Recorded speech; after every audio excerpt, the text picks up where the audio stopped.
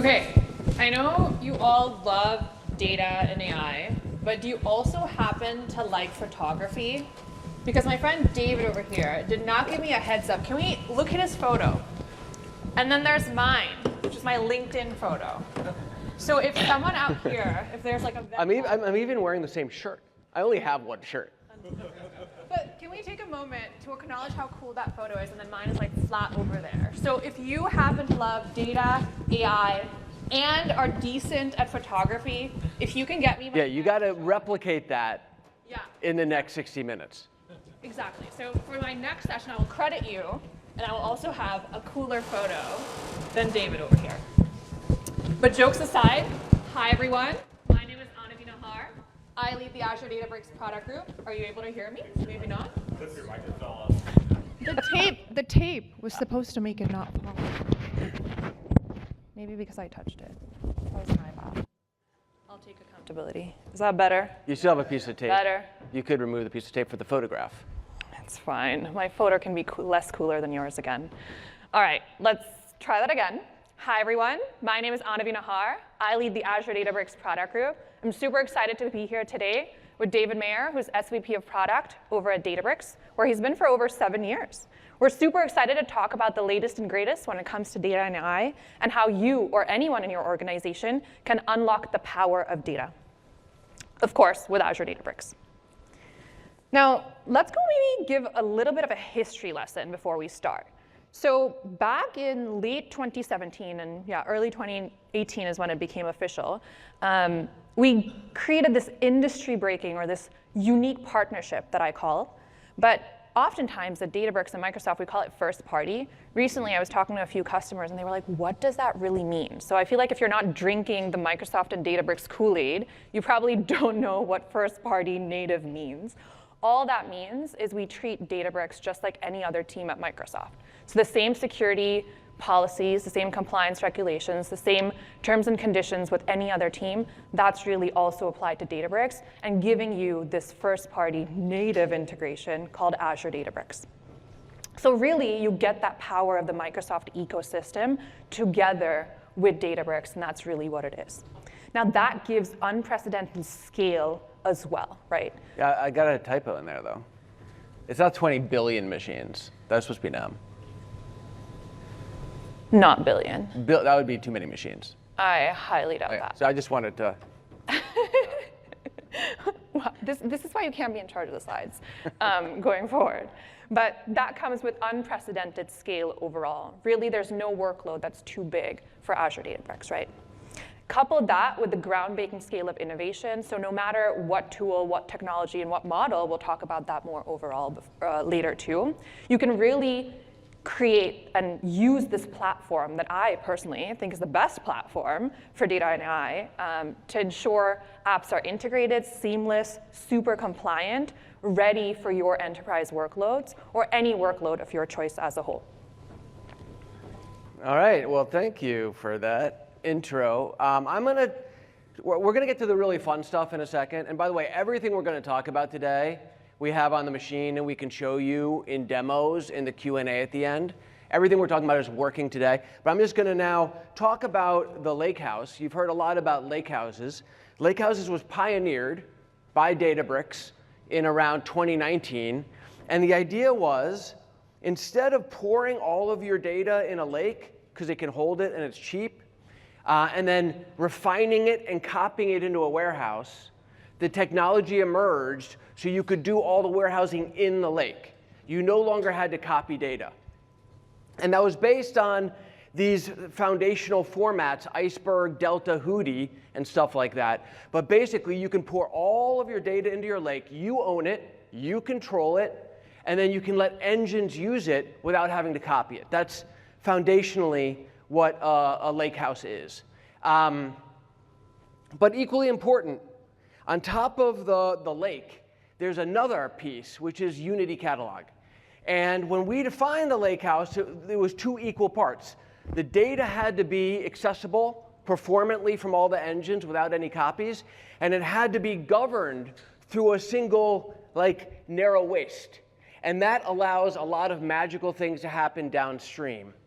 But all of our customers were saying, look, we have Hive metastores, we have these catalogs, but they only deal with tables. But in the era of AI, you need to have a continuous governance from tables to models to AI agents and systems. And in fact, with the new responsible AI, kind of regulations in Europe, you have to have the lineage of all of the data that goes in to train your model.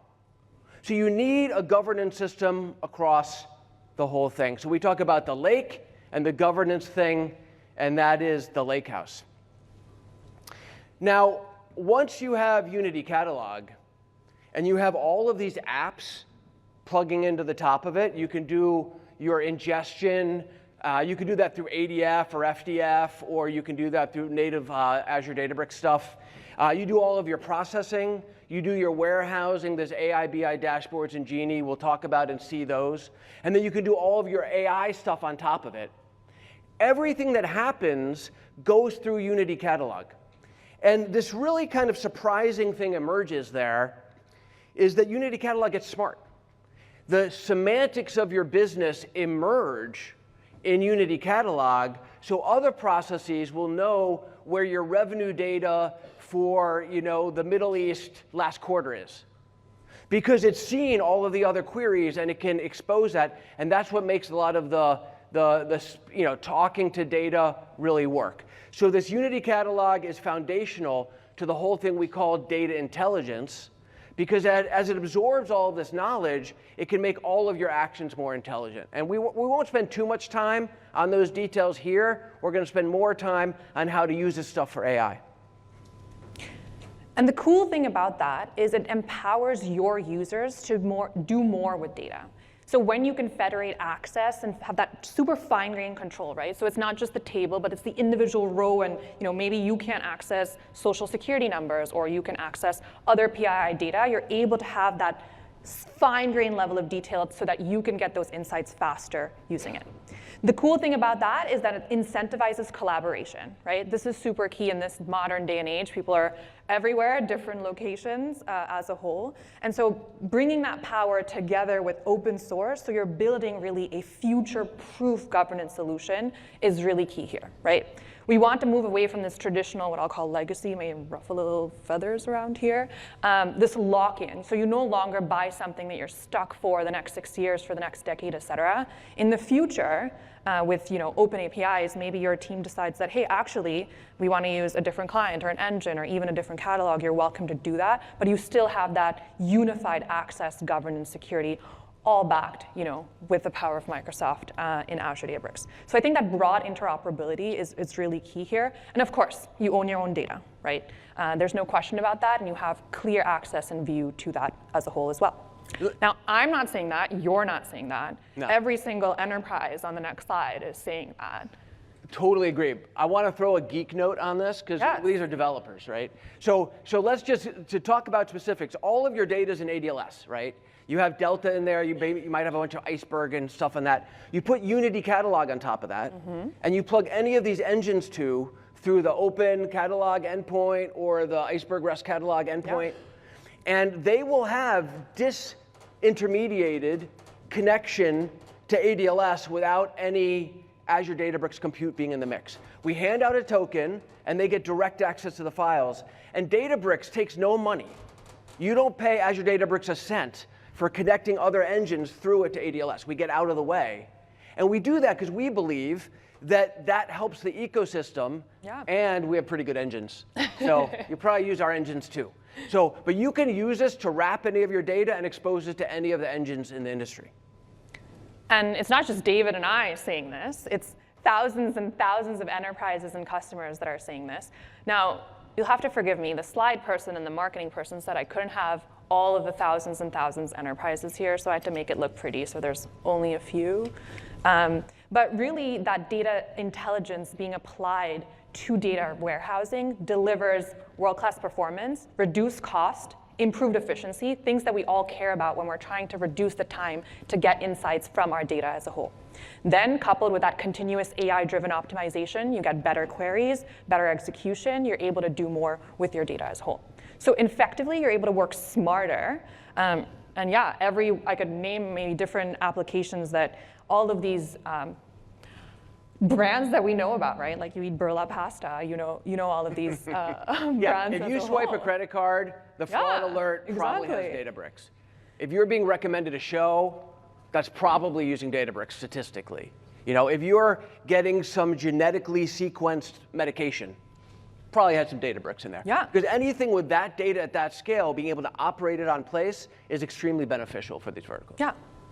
And the growth is incredible, right? So we'll see this lovely, what I call hockey stick graph. I'm a math person, so graphs give me more joy, and this specific one for multiple different layers as a whole. But customers are choosing Azure Databricks for that unified governance, security, backed with that compliance that maybe they need to go back to regulators with for a variety of different regulations. And then you're able to do that with the kind of scale that you need. You can scale out as you need, as you wish.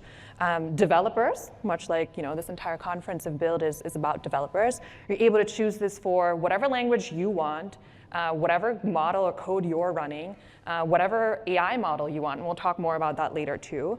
But really keeping up with that rapid pace of innovation without the lock-in with open source as a whole. And that to me is super, super powerful. Totally, totally. And I mean, we want you to play with it, Both. use it. We want you to get your hands on it, right? So we've done a lot of efforts to make it fully SaaS. Yes. And let me tell you kind of what. So first of all the compute, you don't have to configure a cluster and pick a machine type. AI can do that for you. All you have to do is turn on serverless, and you have a notebook. You never have to pick a cluster, right? We also have default storage.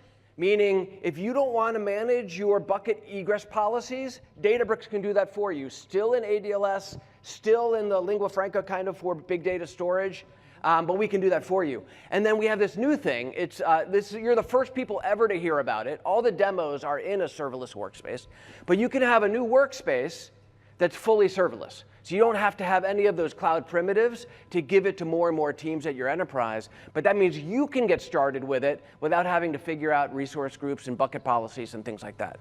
You can just click, boom, go, and use everything we're going to talk about today. But you got to get data in the thing, right? What? It's not magically just available? Yeah, it doesn't already have all of your data in it. The magicians are behind here, but we're not, Databricks isn't a magician. So we took a bunch of our tools and we kind of gave them an umbrella brand of Lakeflow. But what is Lakeflow? Lakeflow is ETL. Most of Databricks' business historically has been ETL. We crunch big data. You can do AI on that data. It used to be actually like data crunch and AI, but in the last couple of years, AI has grown a lot, of course, because it is in the world. But you can take Lakeflow and connect it to your SaaS apps. You can connect it to your databases and do CDC in. You can do incrementalized rows coming in from your SaaS apps, just point, click, boom. It all comes into your lake. Of course, a lot of you use Azure Data Factory and Fabric Data Flows and things, and we put out some announcements about a month ago. Anything in Azure Databricks is available in ADF, FDF. But sometimes you just want to use tools that are in the product and you can bring those in, and we're adding things to this all the time. So you can use Connect to bring it all in, and then you can use a full workflow system to process it at any scale. You can use declarative syntax to have us figure out like zero code ETL, but it's still declarative. You have to say where to, expectations and things like that. But most of Databricks is Lakeflow. If you look at it quantitatively, like you like to look at things. But this is another key piece. So you have a lot of data that has gravity, and you're not going to bring it all into your lake, right? You have a Teradata system on premise. You probably are working with customers that use AdWords. They got some data squirreled off in BigQuery. They're not in your Azure system, right? You might have some Snowflake pockets and things like that. So you could take all of these data estates that have significant gravity and mount them in Unity Catalog. They all appear in your catalog, in your schema. You can join them in SQL and things like that. And it's fully virtualized. So it has a virtualization layer. Now, is that good for low latency, high performance processing of data? No. It's virtualized, but if you have an exabyte or something like that in BigQuery, you can put AI on top of the whole thing and connect it. And then when you find the nuggets of gold, you can use Lakeflow to slurp it in and put it locally into your ADLS. So it helps you bear hug. It kind of gives you a catalog of catalogs from a data domain space perspective operationally in Azure Databricks. And it's a very powerful way to get started, again, because you need your data to do the things on your data. Yeah, especially when you have large amounts of data, like duplicating and copying that. This must be the wrong slide. This is like S3. That's like an AWS thing. Oh my God. Here at Microsoft, our philosophy is simple. No matter where your data is, we want to empower you with the choice to get the most out of your data. That makes sense. Right? And there's probably some data in S3. Probably, maybe. Yeah, not much. Not too much. No. Very little. But here today on this stage, we're super thrilled to announce the ability to access AWS S3 data on Azure Databricks through Unity Catalog. So that same power of Unity Catalog that we were talking about earlier now enables cross-cloud data governance. Can we take That's a been moment? available for like a day. Today. Today. All right, give a little applause there. Yeah, exactly. And again, it's zero copy. You're not mirroring the S3 data in. You're simply leaving it in place, and it's very efficiently. In fact, if it's in the same part of the country or any country, if it's geo-close, it's wicked fast. It's almost like being in the same cloud from a latency perspective. And so, yeah. Yeah, and the no data movement piece that you touched on is really key, It's huge. right? It's You're huge. not trying to waste time transferring data, copying data. Instead, you want to use the time to get those insights and analytics based on your data, no matter where it is. I'm pumped about that, even though there's just a very little. Yeah, it's very little data. You probably don't need it anyway. Then what's this? OK, let's talk about this a little bit more. So some of you may be familiar. SAP Databricks is really a version of Databricks that's available as an application in SAP's BDC. That's really their business data cloud, used by thousands and thousands of enterprises as a whole. What this really will enable you to do, starting in the fall, so stay tuned for that. Early fall. Early fall, very early. Late summer. You can access your any data product in SAP Business Data Cloud from your SAP Databricks instance that's running on Azure Databricks. So that's super cool because, again, that same philosophy, you don't have to sit and transfer and move and copy and duplicate data. Instead, no matter where it is, we're giving you the power to bring that to your organization using tools and technologies and BDC Cloud that you're using from SAP already. And so you can instantly provision things. You can combine your SAP data with other external data sources. You can use your favorite model of choice, build your custom products for your specific use case, all with that governance security capability built in from the get-go. Can I make a geek note? Oh, sorry, go ahead. Yeah, please. We're super excited about this. And like I was saying earlier, it's coming fall. But yes, geek note. Yeah, so OK, why is SAP doing this? It's kind of wacky, right? A lot of the big companies are already extracting the data and building AI stuff using like,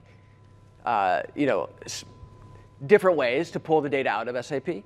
But here's the thing, this is also zero copy. Yes. So what's SAP doing? They're formulating these data objects in ADLS on their account, and they give you two options. You can spawn SAP Databricks on Azure inside BDC.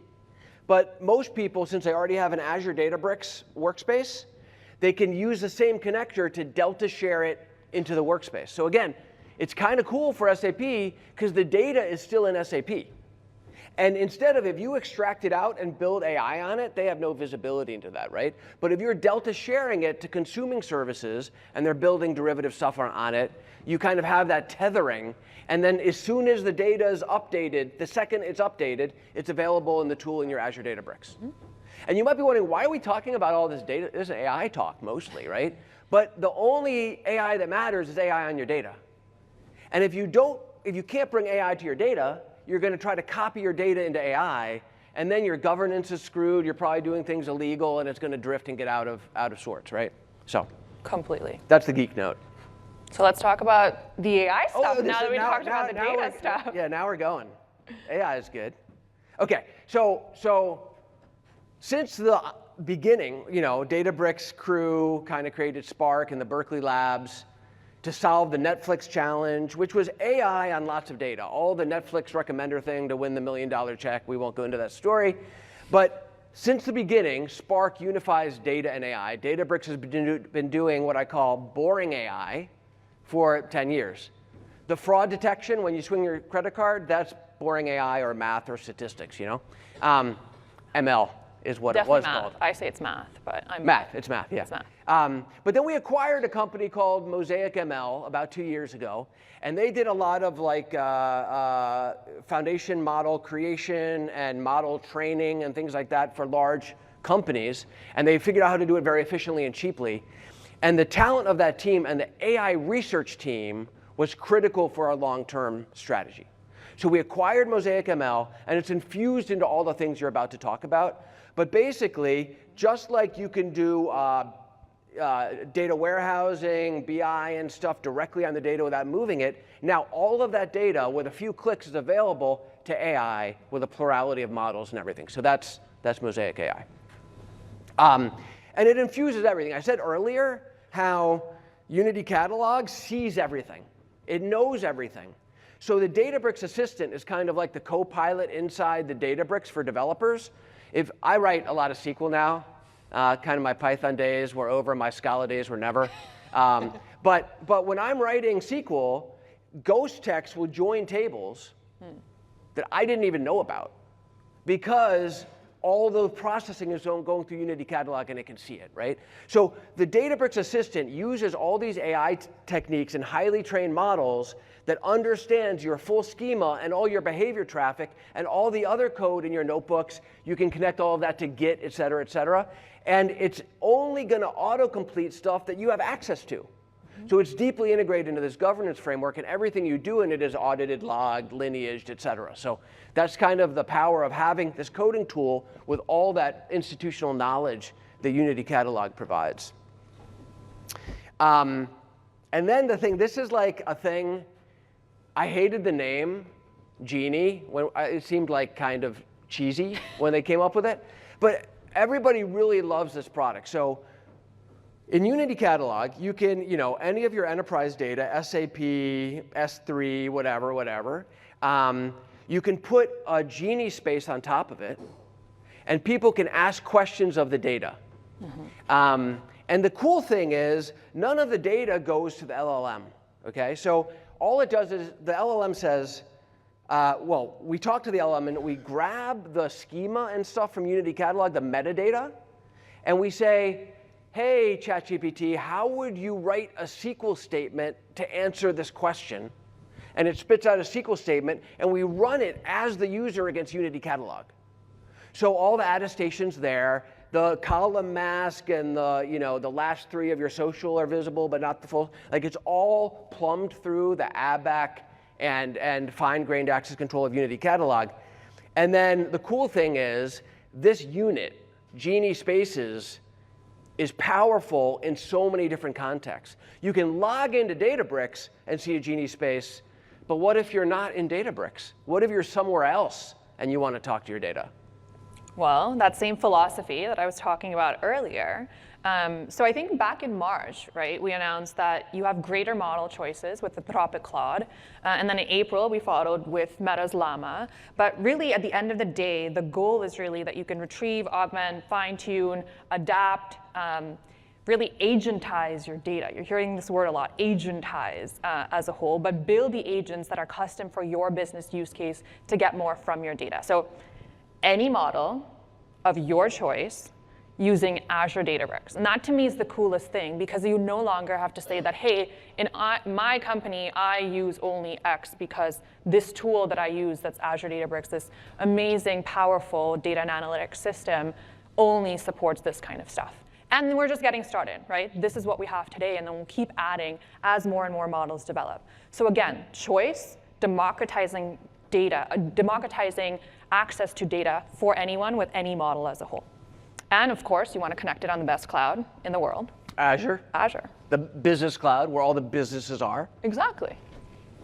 So, okay, so you can connect to all of those models, but then let's tie back into the whole like ML ops flow of all the things you need to do to build models. And I think it's often mischaracterized. So by the way, ML Flow is another open source project that Databricks started.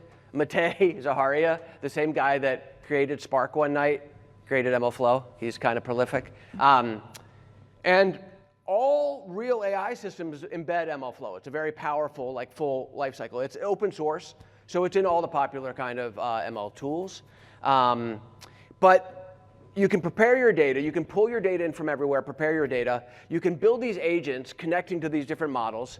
And then, for example, let's say you're using, Claude, or you're using, Llama 7B or something like that. You can compare them against each other through our AI gateway, and you can say, I want to roll 20% of my traffic out to Claude. It's currently on Llama. I want to swap some with Llama, et cetera. So you can really have the ML ops to swap these things out in production and have this optionality that you need, because the models are crazy, right? Every month there's a new thing, half the cost, twice as fast, et cetera.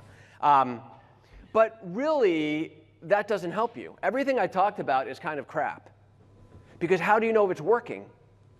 And that's why the biggest area of research we've been doing is on the eval frameworks. To put together a proper eval framework for your AI app is much harder than anyone tells you, unless you've done it, then you know. Because you can't specify a whole system with a 2-line prompt and like vibe your way into it. There'll be drift and all these other things. So there's a very thorough evaluation framework in Azure Databricks with LLM judges and these other things. But the key is, whenever you try to swap a new model, you have to know that it's provably better and acceptably cost-wise and latency-wise for your system. And so this goes back to this previous thing. The optionality is so important, because you're going to start with a SOTA model that's big and has to run on an H100, A100 kind of machine, and you're going to realize that's too expensive at scale. So you're going to break it into a bunch of smaller models that are not only a lot cheaper, but they're much faster. Mm-hmm. You can't have every conversation piece take 10 seconds. It'll kill your use case. So you're going to break these up and recombine them, and you need this full life cycle. Every kind of chat you have in the Mosaic framework, the answers and the questions are all inside a Delta table in Unity Catalog, and you can say you can access them. So you can use all this for fine-tuning post facto or continuous fine-tuning of your model to address drift that happens in production. And we'll talk about a really fascinating technique later on this. OK, so now I've put everything into my Unity catalog. I need a bunch of other stuff for AI, right? And it's all there. It's great if you want to spin up a vector search somewhere else for your RAG app. That's great. We love that. You can plug that into your whole framework in Azure Databricks. But oftentimes, you just have a volume of data. Let's say you have a lot of files in SharePoint. You can use Lakeflow to slurp them in, or any other ADF, FDF kind of thing. You put them into ADLS. That's a volume in Unity Catalog. Once it's in Unity Catalog, you can right-click and make a vector index. Scales down to 0 at rest. Very efficient, and a lot of the companies we just showed on that slide are using vectorization within Unity Catalog to power their RAG apps. Also, if you have any table, any structured table in Unity Catalog, you can right-click and make it an online table or ready for feature serving. And then we hydrate it in a sort of memcache behind the scenes. So you get single-digit millisecond latency on read requests. What is that really good for? Model training. Yes. Because you need to be able to run this very fast, and you can't go all the way down to your object store with every train.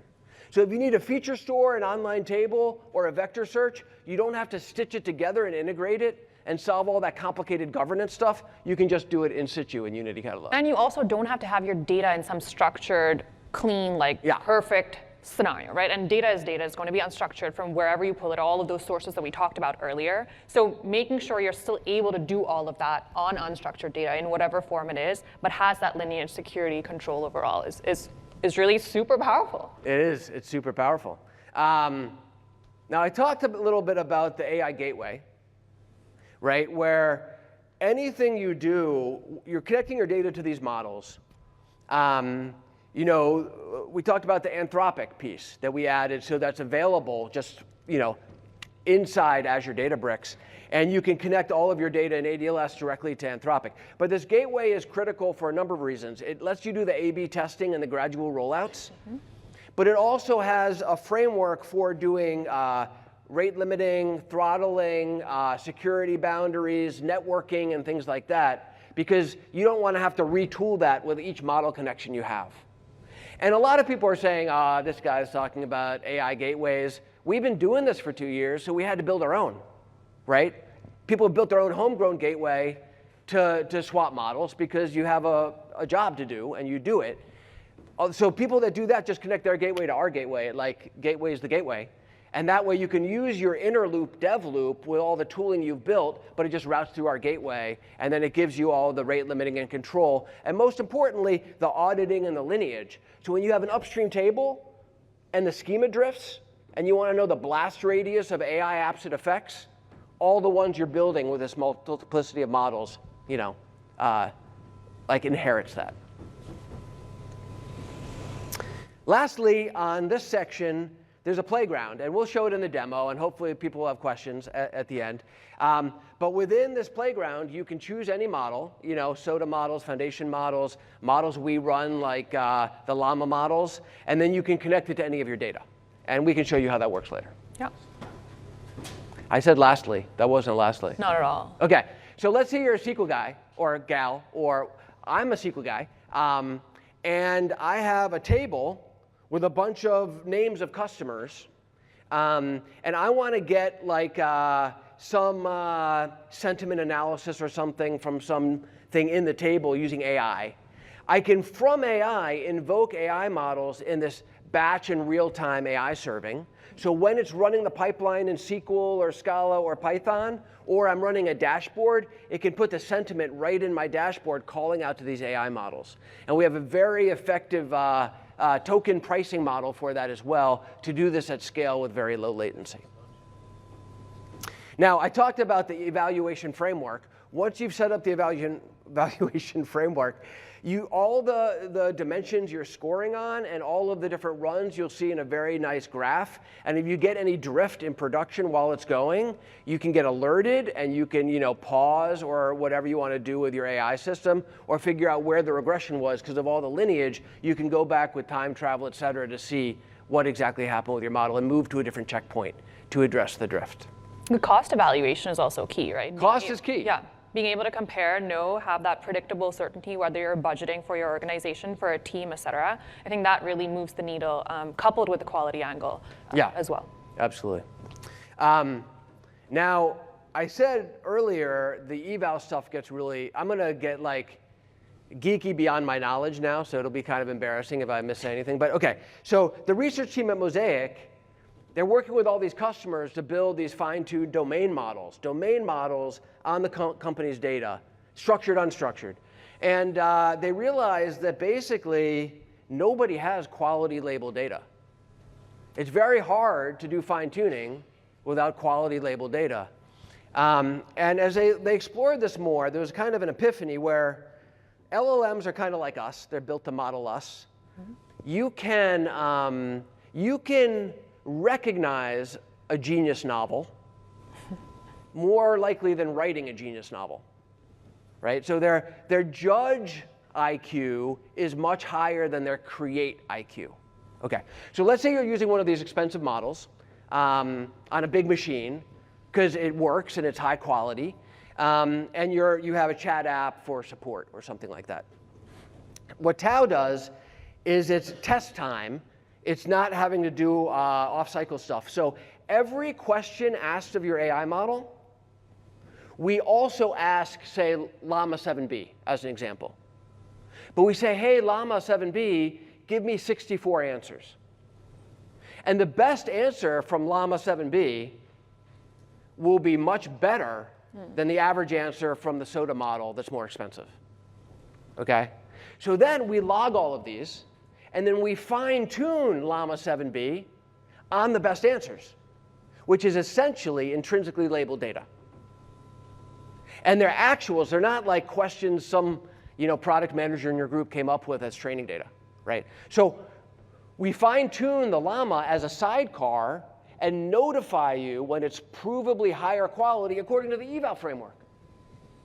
And then you can swap it in, and it's going to be a quarter the price and a quarter the latency of the other model. And you can keep doing that. So basically, your model keeps getting better and more accurate through the sidecar Tau approach. And big companies that are trying to do these domain models are fascinated by the results. Like, very small number of cycles, it can get materially better, materially faster, materially cheaper. And that's how the coup de grace there is that this model you train is yours, proprietarily yours. It's your IP. You can sell it because that's within the licensing framework of Llama. So you start with a SOTA model that you don't even have the weights for, you can't run yourself. And you end up with a cheaper, better domain model that you own that's cheaper, faster, and easy to control. So this is a really exciting area. We're at the beginning stages. We'll announce more at our summit next month. But if you're deep in the business, you want to try this stuff out because it's shocking. It works. And also, as model usage increases, cost reduces. Data doesn't shrink. Yeah. You know, usage doesn't shrink. Exactly. So if you're winning, you won't shrink. Something like that. Right.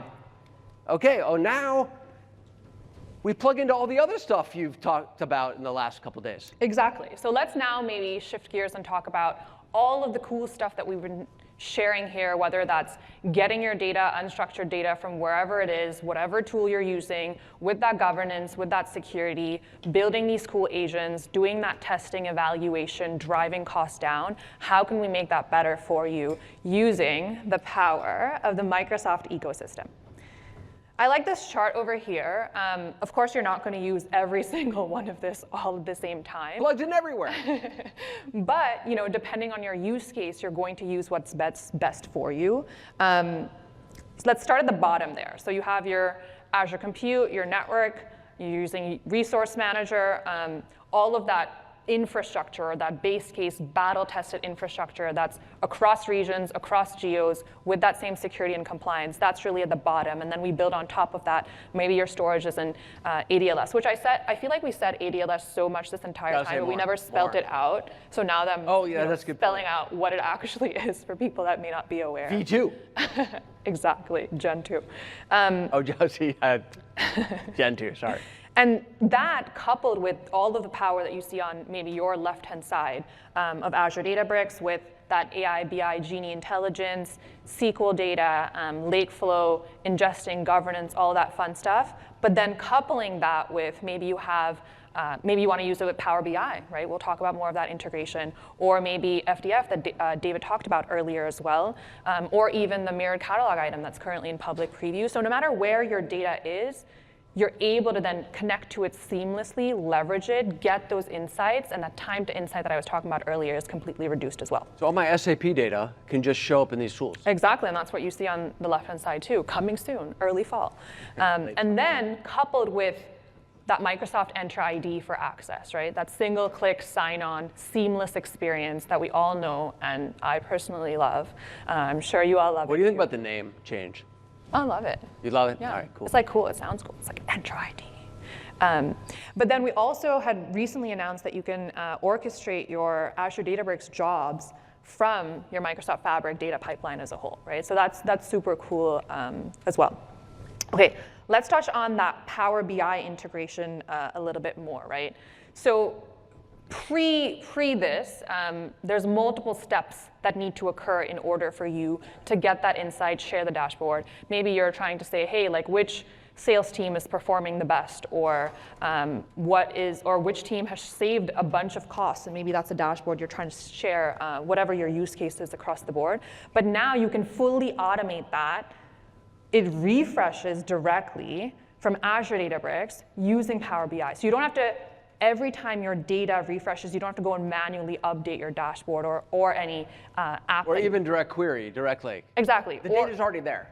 Exactly. And so now think about doing that over a period of time. We had a use case where a customer was able to reduce that time from like 6 hours to a few seconds, which is incredible, right? Reclaiming that time streamlining this process all with a single click, which is super cool. And then Power BI tasks also fully support Unity Catalog that we were talking about earlier, whether that's tables, views, any view that you really want.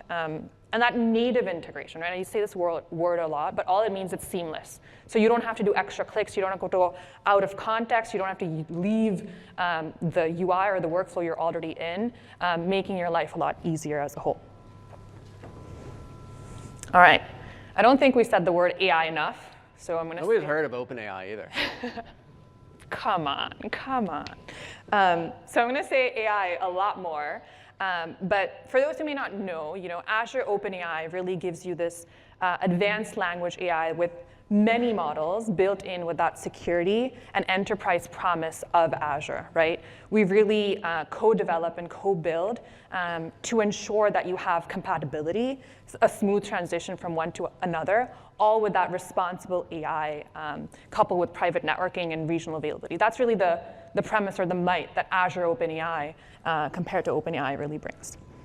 Now, taking that and then combining it with the power of Azure Databricks is even more powerful, right? So you can use whatever model you want with Azure OpenAI on Azure Databricks, right? So you're not limited by a specific model, et cetera.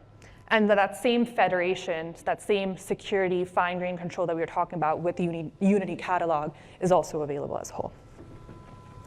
Now, this one, unfortunately, I don't get to announce. Oh yeah. Well, we should have Daniel come up. But Satya already announced it. Oh, he announced That's it. why. That's what you're saying. Yeah. Satya? Yeah. Oh, yeah, Satya. Oh my God. No, that was a really cool keynote. So when I talk about this genie, and remember, they're intoxicating. You should have your own genie room if you just want a pleasurable life. And once you have your own genie room, your friend might not be in Databricks, and you just want it to show up in Teams or Copilot or any other agentic kind of powered area. And it's really cool. So within Foundry, you just pick your workspace, and you get a list of all the genie spaces. You get a list of all your jobs, too. And you can invoke all of them. It does OAuth Entra ID pass-through. And the person that's chatting with the Foundry app is the same identity in the query history in Azure Databricks. And all the masking and attribute-based access control and everything is functional. So this came together in a short amount of time with some great cross-company team members. And it's really fun, and we're having a lot of customers that are really excited about it. But the basic thing is the power of AI Foundry. It also works with Copilot and other things. To access all of the data, zero copy with full governance, and you're bringing all that AI capability to your data instead of having to copy your data out to that AI system. And it's really enterprise ready, right? As an enterprise, you want to make sure you have high quality data, and that's ready for production use cases. Oftentimes, you can build your POCs or your proof of concept agents, but then bringing that over the line to actually being used by your enterprises, by your companies. And then the coolest scenario about this one is you could also plug that into Teams. So you no longer have to be this data science expert. You can just have a conversation, well not a person, but like a bot, close enough-ish maybe. So that really is truly the democratization of data, right? You no longer need to know how to write these queries or do all of these advanced modeling. You can just have it like, everybody uses Teams, or at least I like to believe that. And you can just chat with your bot, get those insights like, hey, actually, what was the cost efficiency reduction? What is our largest support case? Which customer escalations are going on? How can I help based on this data that you already have, but then coupled with the security and access controls so any data or any PII information is not being misused. I love to do, have you ever been on a call with someone and they're saying something to support their point of view that's factually wrong? It happens all the time. Never. But you know the truth. So in the chat, you just ask the question, and it gives the answer, and you silently snipe them. From a social aptitude standpoint, I don't think telling someone they're wrong is necessarily the best way to play it, but to each their own. To each their own. Let the data decide. And then another announcement that's coming, actually rolling now, so you should be able to use it here in the next few days, but the Azure Databricks Power Platform Connector really enables enterprises, companies, really anyone to access that Azure Databricks data in the Power Platform Studio. So this can be like dynamic filtering with the PowerFX formula language, whether you're maintaining that same access control that you need, the same data governance, resulting in super powerful applications as a whole. And then you even have it as a knowledge source in Copilot Studio, which is even cooler as a whole. Like I said, seamless I saw that demo connection. Yesterday. That was rad. Exactly, and it's totally seamless, right? As you may have seen. Again, bringing that power together with your data in Azure Databricks and all of these amazing Power Apps, Copilot Studio, and Power Automate as a whole. Oh, one thing, just to be very direct, Power Apps is available now. Yes. Studio became available like this week or something. It's rolling now, and then Power I think Power Automate. Automate's Yes. It's almost couple there. minutes away. It's almost there. Yeah. It's almost there. Couple minutes away. Yeah. Okay, so we talked about Genie, right? This kind of like super smart coworker who understands your data and has that business context, et cetera. But maybe you're not someone who, like I was saying earlier, is an expert on Azure Databricks, and you don't know the latest and greatest, and you aren't refreshing every single announcement that we make, which why aren't you? You should be refreshing your browser pages every time. But like I said, you can connect that to Teams, and you don't even have to use it with the AI Foundry connector that we were talking about earlier. You can directly go from Teams as well. So really creating more choice for you to do whatever you want with your data without needing that super deep data science expertise as a whole. And that to me is super powerful as a whole, right? So you can build a bot, access it through Teams, democratize that data for really anyone without that expertise. All all federated, access control. Zero copy, secure. Zero copy. Scalable. No extra cost as a result. You're not duplicating and wasting time, really optimizing for efficiency and getting the insights. So you're not focused on cleaning the data or trying to get the data into a structured format, but your focus is on getting the insights that you need to move your business forward, to move your company forward, and improve your productivity as a whole as well. And this is just an example. Like for example, hey, like how much money did we make this quarter in a specific geo? But really, yeah, you can someone use says the wrong number. That's what you ask. That's what you do. You when they people. underplay it. If it's your product and they say it's That's like 5 million, That's you're like, true. nah. That's true. Let me show you the. So hopefully that shares or that gives you a glimpse and you're able to understand what really Azure Databricks with the power of the Microsoft ecosystem brings to you. We're super excited for you to play with a lot of these announcements that some Satya made, some we made today overall, and love to hear more from you. With that, maybe we'll put up some of the cool demos that we had. But let's just, there's a mic in the center. Yes. If you don't want to go to it, we'll repeat your question so it's available for the recording. And but we don't want to copy data, as you know. So if you could go to the mic, it would be better. That's exactly right. Save costs. We're not copying data. We're not wasting time here. But yeah, thank you, folks. And if you have any questions, happy to take it. So I'm two.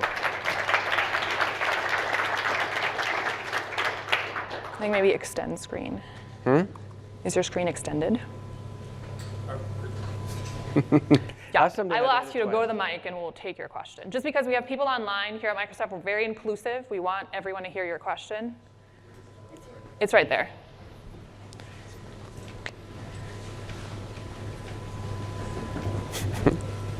Thank you so much. This is really easy. First off, great session. Clarification on the 20 billion number. Yeah, it was 20 million. It's 20 million. Okay. Never have David be in charge of your slides for future reference. That's good. I thought I heard that, but just wanted. Yeah, he'll have a cooler photo and he'll get the numbers wrong. The graph had the right number on it. Yeah, the hockey stick graph. I saw it in the graph. Okay, good. Then I was like, oh, maybe that was like. It's a lot of zeros. It's a lot of zeros. Hi, I've got a question about Entre ID integrations and things like that. So I know on other platforms you can use other IDPs, identity providers. And in our project, we're working on something where we're trying to provide data access to researchers outside of our organization. Yes. So in order to do that, give them a workspace to work with, I have to bring them into like my Azure tenant as a guest user, which breaks some of our user flow and everything else. Is it a possibility that maybe we could get a third-party IDP integration that doesn't have to go through Entre? Yeah, so the way people normally do it they don't only have to make them guest users. You can federate and chain the IDPs using SAML federation or similar things in OIDC. But we do have some options there. By the way, you can just email me, david.meyer@Databricks. Okay. The SAP Databricks on Azure uses SAP's IDP, for example. That's for the one inside BDC. Right. It's technically possible. We don't get that request a lot from Azure customers because they generally federate through Entre, and that gives you a lot of advantages. For example, a lot of the integrations we showed, it does seamless, Entre handshakes because it's in the same tenant. So you should know what the consequences are, but reach out to me and I can help you with details. Okay, yeah, because all of the documentation says that in order to get them into as a user that you can invite, you have to actually have a workflow where you will add them as a guest user. Yeah, there's another thing, and we can sidebar afterwards, but you can embed AI BI dashboards and apps and things in your own site, and then we give you a header to use for external users that aren't in Databricks. But there's details that's probably not relevant to a lot of people, so awesome. Follow up after. Hi, great presentation. I'm super interested in double-clicking on the talking to data use case. We use natural language that generates SQL queries that produce results. And It's extended screen. I guess my concern is if I were to roll this out to people who don't know SQL, then how do they determine if the SQL query that's generated is appropriate? Great. So the question, and that came through kind of softly, is if you don't know SQL, how can you verify that the SQL generated? So let me just show the extended screen, so your cursor's over there. I don't know how to flip it on Mac. These are Mac people problems. Oh, this is fascinating. I think you should switch to Windows. All right. But So what I did is I just uploaded a CSV of coffee. Anything you'd want to know about coffee around the world.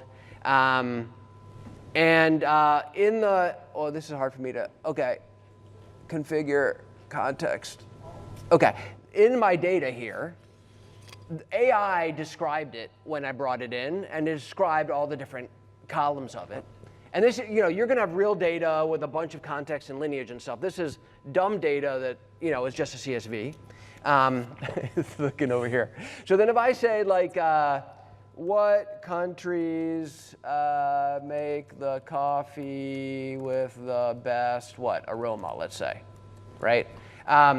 It's going to fetch this metadata, and it's going to ask ChatGPT to write a SQL statement. Now, of course, if you're not a SQL person, you won't know whether or not this code is good, right? You won't know that. But the key is you kind of train these things. So people that are initially doing it say, is this correct? And it's yes. And it'll start to build an instruction set with the right SQL subparts. So it'll use that. It's in the context window that it's sending to the LLM. So these things get very smart very fast. And the cool thing is, you could say, no, dummy, blah is blah, and then it'll always remember. So it takes direct instruction and puts that in the instruction set. And then if I say, the cursor, what's the weather in Seattle? It'll say, that's not in the context metadata. So it's out of bounds. I'm not going to answer the question. And a lot of these things will kind of tell you to buy a Toyota instead of a Ford, when you ask it those kind of questions. But it's strictly what's constrained in the metadata of the thing. So long story short, nothing's magic, but it learns very fast. And it even samples the data and looks at the cardinality of the data. So the ability of it to get the right SQL statement on the first shot for data it's never seen. I uploaded the CSV when we were out there.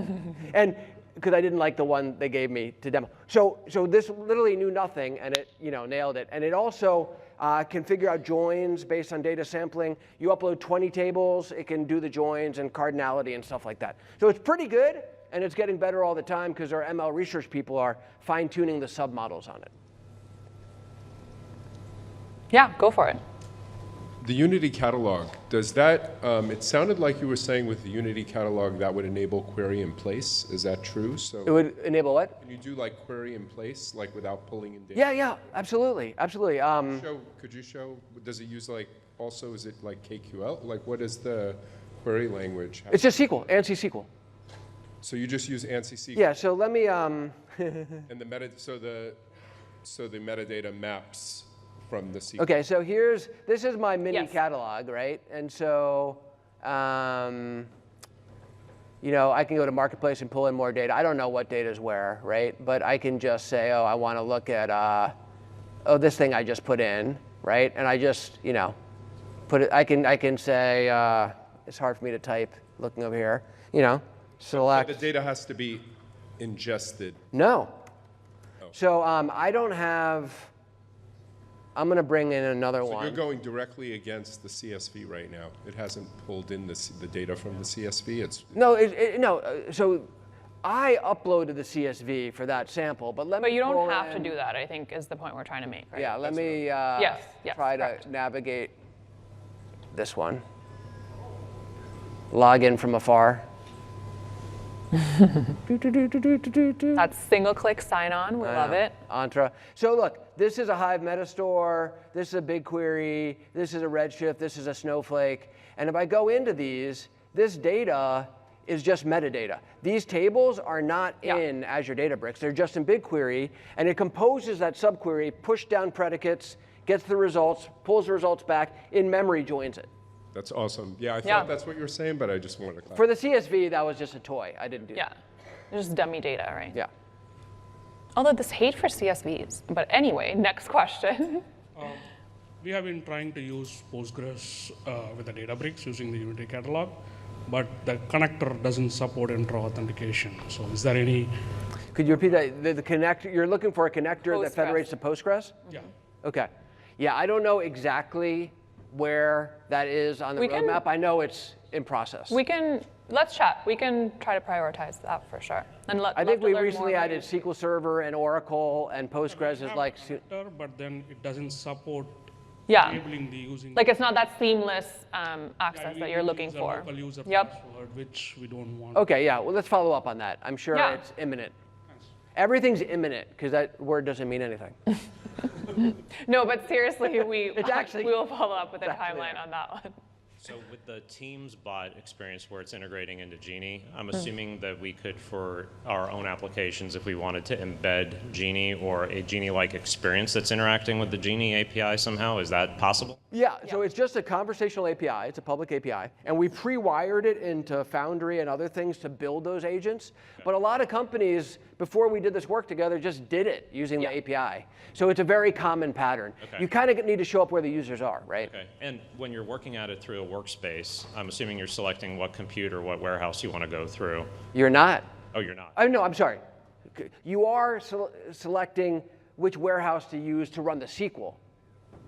But the interaction with the LLMs and stuff like that is just Understood. our gift to you. But when we're interacting with Genie with the API, how are we selecting what warehouse to go against? There's a default There is? warehouse. It's attached to the Genie space. Okay. So the person that defines the Genie space makes that decision. Okay, that makes sense. And then real quick question on, you mentioned about the mem cache, I believe, for the Unity catalog with the vectors, right? Mm-hmm. Could you just expand on that just a little bit? You know, what that story looks like? In other words, Oh wait, I left my other thing. are the vectors persisted still in the lake, and then you're just caching them in memory, or did I miss something there? Yes. So the whole vector search system is separated compute and storage. It builds out the vectors. We initially did it on attached disks, but the cost, the economic wasn't there. Yeah. So now we retooled it all on top of ADLS. And at rest, it's just an ADLS, and we hydrate it in memory. And that can be our ADLS, not yours? Yeah. Yeah, All it's right. your data. Okay, awesome. Thank you. Yeah. Hello, you're talking to a very old school data engineer, Nice. We love it. on-prem stuff. Spent the last 11 months moving stuff into Databricks. We have a very elaborate, Azure Databricks, you mean? exactly. Love. Have a very elaborate enterprise data warehouse, all the referential integrities in there, like 20 fact tables, like 40 dimension tables, all that stuff. Amazing. My goal right now is to get that out into an AI engine where that can be queried. So I'd like the quickest roadmap to actually get that into Teams to be able to query that. And to what extent would I still have to curate that data down to sets that are more manageable than. Yeah, so when you're querying through the Power Platform or the Foundry stuff, when you're querying Databricks, all the data no data has to be moved. It's all virtualized. I get that. Yeah. But do I need to restrict my set a little bit more? You should not. That's the beauty of calling down to where it is. When Power BI does direct query, you don't have to. You get all billions of rows. You don't have to sample because all the processing is being done right next to the data.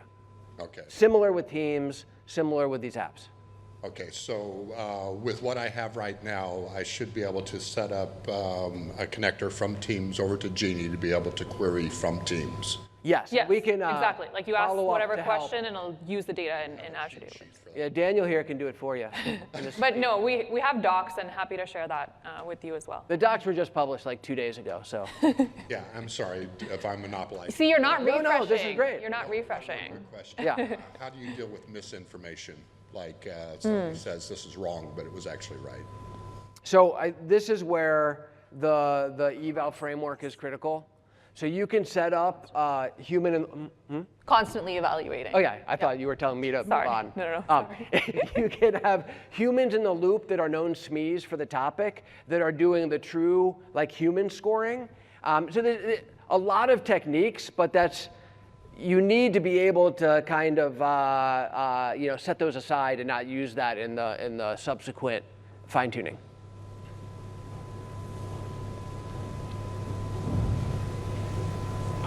This question because don't want to sound stupid, but rather ask than remain stupid. So, I've worked a lot around Databricks under the leadership of many people and don't fully understand the product, I guess. I mean, in general, the things about processing the data and creating models out of it, I think that's very clear. But one thing that I've struggled, and I don't know if it's the right place to ask, so I'm just going to ask it. take a risk, is about data dispatching from Databricks. Like, for example, let's say I have an application where clients are constantly, have to interact with the underlying data and get, quick responses and that kind of thing. So from what I know about Databricks is you got to start a cluster. It's going to take 4 minutes. It's going to take 3 minutes, maybe less nowadays. Well, you just mentioned 3 seconds. With Serverless, 3 serverless, seconds. yeah. Awesome, that's great. So in general, what I want to understand about Databricks is it a tool that I can connect to real-time applications so that I can dispatch data real quick for thousands of users and so on? Yeah, it excels at high concurrency. One of our customers in India has their ML serving now at about 500,000 QPS. Wow. So like that's high. But I'm looking for where I think I put it here. Yeah. But while he's looking for that, yes, right? Effectively, that's really the goal that we're trying to accomplish. So yeah, in any table, you can I think it's here. You can create an online table, okay? So what that does is it takes the data that's in your ADLS and it loads it into a memory cache for like 9 millisecond latency for those kind of use cases. Okay, great. Thank you so much. Yeah, you just put to work on a tool. You don't fully understand the tool. Yeah. That's why we love the questions. Other people have them. Thank you. It's great. I think that might have been our last question. Now we are getting them. Yeah. Well, I last think question. we're officially being kicked out. Thank you for being here. Oh, we're Thank you over for 3. listening. Okay, yeah. Appreciate Thank you so it. much. Thanks so Find us in the hallway. Yes, find us. Great audience, the best audience we've had today so far. Today so far.